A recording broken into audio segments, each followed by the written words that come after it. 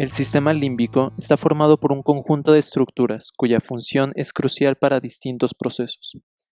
Por ejemplo, la expresión de las emociones y sentimientos, la memoria, las respuestas homeostáticas, la conducta sexual y la motivación dependen de este sistema.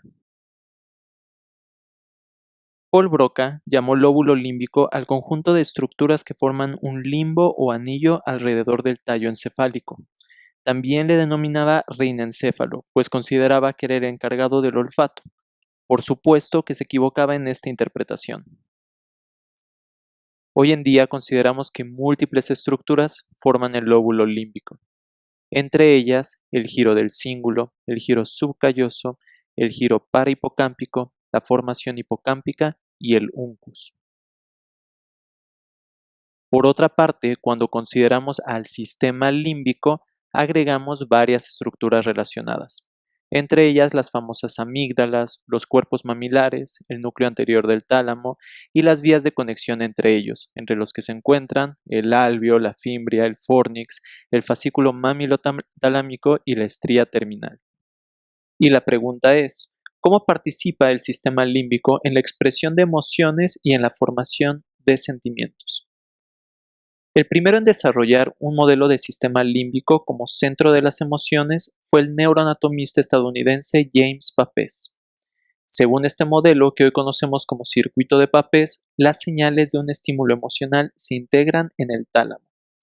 De ahí se distribuye la información hacia el hipotálamo, que servirá para manifestar la emoción, y hacia distintas cortezas, que servirán para generar la experiencia subjetiva emocional, es decir, lo que conocemos como sentimiento.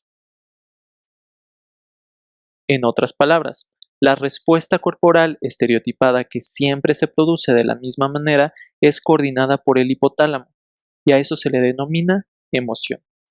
Por el contrario, la experiencia emocional que es subjetiva es un proceso cortical y la denominamos como sentimiento. En distintas investigaciones se encontró que en efecto el hipotálamo tiene una función crítica en la manifestación de las emociones.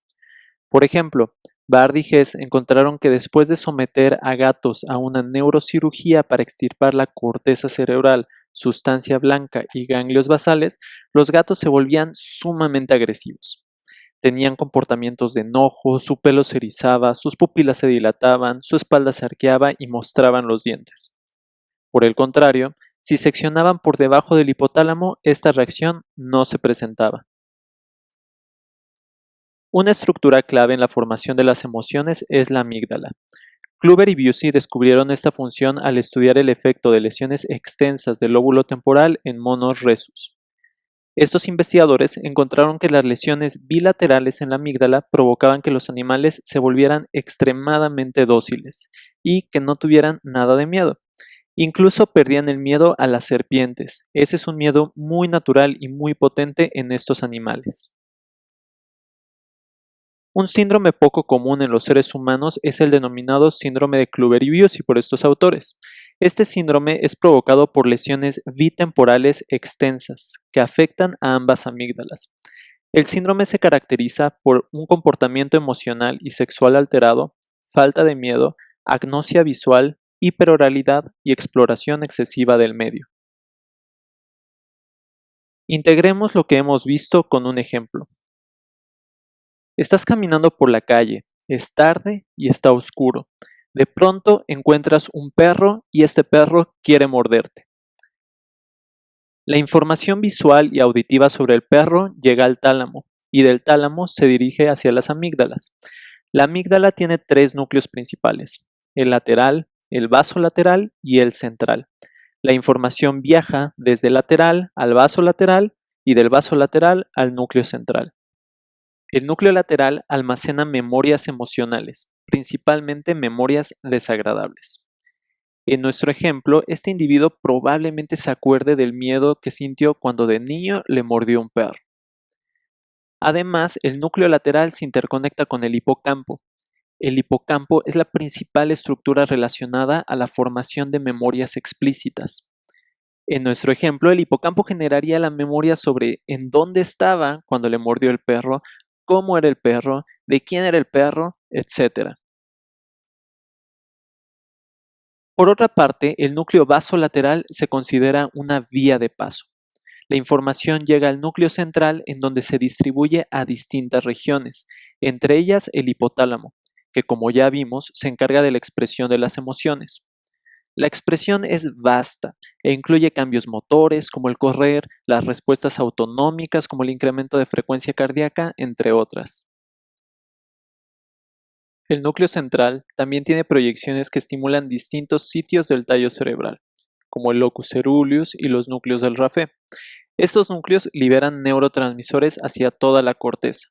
Estos neurotransmisores son noradrenalina y serotonina, que entre otras cosas incrementan el estado de alerta.